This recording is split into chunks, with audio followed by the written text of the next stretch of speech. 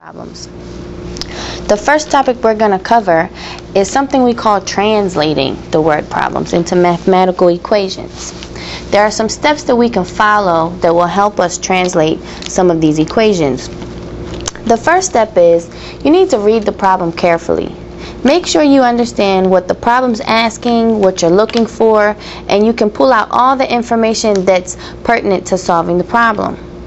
In the second step, you want to assign variables to unknown quantities. So basically, whatever you're actually looking for, you want to give it a variable, something to hold its place while you're creating these equations. The third step is you want to develop a verbal model. You want to verbally state how these variables and quantities are related. After you verbally state how these variables are related, you want to write a mathematical equation that represents that verbal model. Now, once you have your mathematical equation, you're actually going to solve that equation. When you do solve the equation, you need to make sure you interpret your results.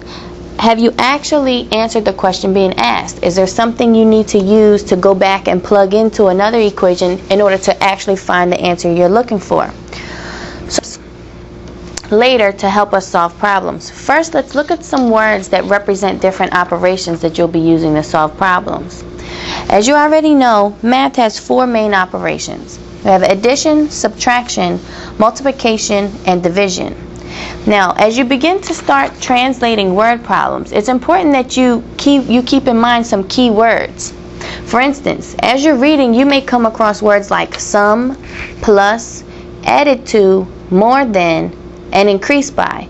All of these words and phrases represent the operation addition. Secondly, you have words and phrases like the difference of, minus, subtracted from, decreased by, and less than. All of these words and phrases represent the operation of subtraction.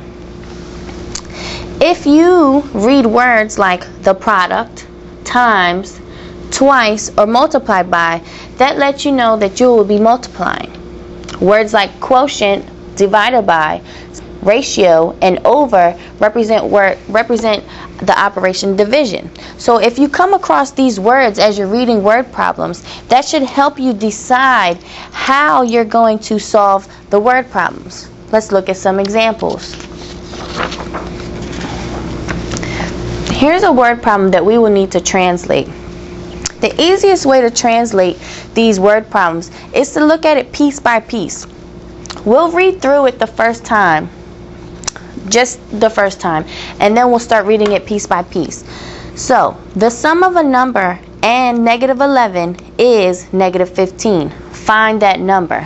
So now we're going to use some of those key words that we just talked about to create an equation. So, the sum of a number and negative 11. Let's start there. First of all, the word sum represents the operation of a plus sign. The sum of a negative 11. A number represents what we don't know, the unknown quantity. That's what we want to give a variable. So the sum of a number and negative 11. So far you can see that we are adding together a number and negative 11. Now the word is usually means equal sign. So the sum of a number and negative 11 is negative 15. Now that we've created these, says that we need the step 5 says that we need to actually solve that equation. And the way that we solve this equation is by getting x by itself. In order to do that, we need to add 11 to both sides. Once we add 11 to both sides, it's going to cancel on the left. You'll bring down your x and your equal sign, and you'll have a negative 4. Let's look at another example.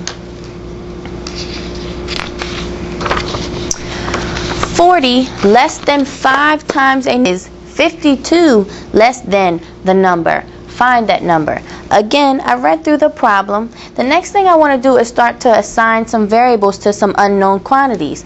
As you can see, the phrase a number, the number, this is the phrase that lets us know this is our unknown. This is what we need to label with a variable. So, 40 less than 5 times a number. So 40 less than 5 times a number. 5 times a number means 5x. This is what I'm representing as a number. 5 times that number. Now 40 less than that means I'm going to subtract 40 from it. Is 52 less than the number? Is, again, stands for our equal sign, and 52 less than the number means the number minus 52, because you're taking away 52 from that number. Now, again, since we've set up our mathematical equation, we actually have to solve it now. So, in order to solve for x, we need to get all the variables on one side of the equation and all the numbers on the other. So first, I'm going to subtract x from the right side and the left, and I'll have a 4x. I'll bring down the negative 40, and I'm also going to bring down my equal sign and the negative 52.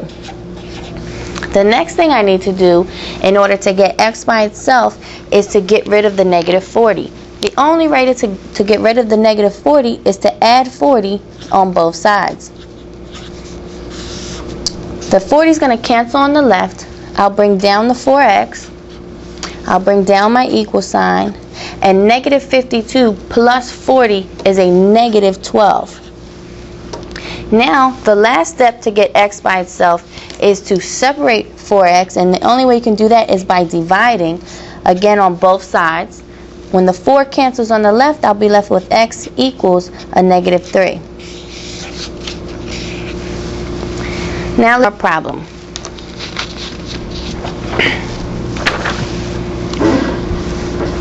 Twice the sum of a number and 6 is 2 more than 3 times the number.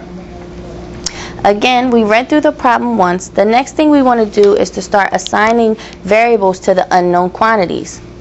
So first it says twice the sum of a number and 6. Let's start there. The word twice represents multiplication. So I'm going to be multiplying something by 2. The sum of a number and 6. That means I'm going to twice the entire quantity of a number and 6. And that's where the parentheses come into play. Is, again, is our equal sign.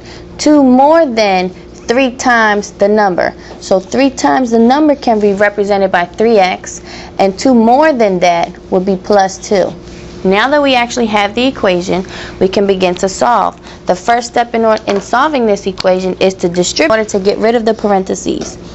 So first we get 2 times x, which is 2x, and 2 times 6, which is plus 12, equals, I'm just going to bring this side down, 3x plus 2. Now again, I want to get x by itself. So that means I have to get all the variables on one side of the equation. In order to do that, I'm going to subtract the entire term of 3x on both sides. 3x is going to cancel on one side, and I'll be left with a negative x on the left. I'm going to bring down the positive 12. I'm also going to bring down the equal sign, and I'm going to bring down the positive 2. The next step is to get rid of the 12. The only way I can do that is to subtract 12 on both sides. Here I'll be left with a negative x. This is going to cancel, equals a negative 10. Now again, when you're solving a variable, you need to make sure the variable is alone and positive. Right now this variable is negative, so I need to either divide or multiply by a negative 1 in order to make the variable positive. So here equals 10.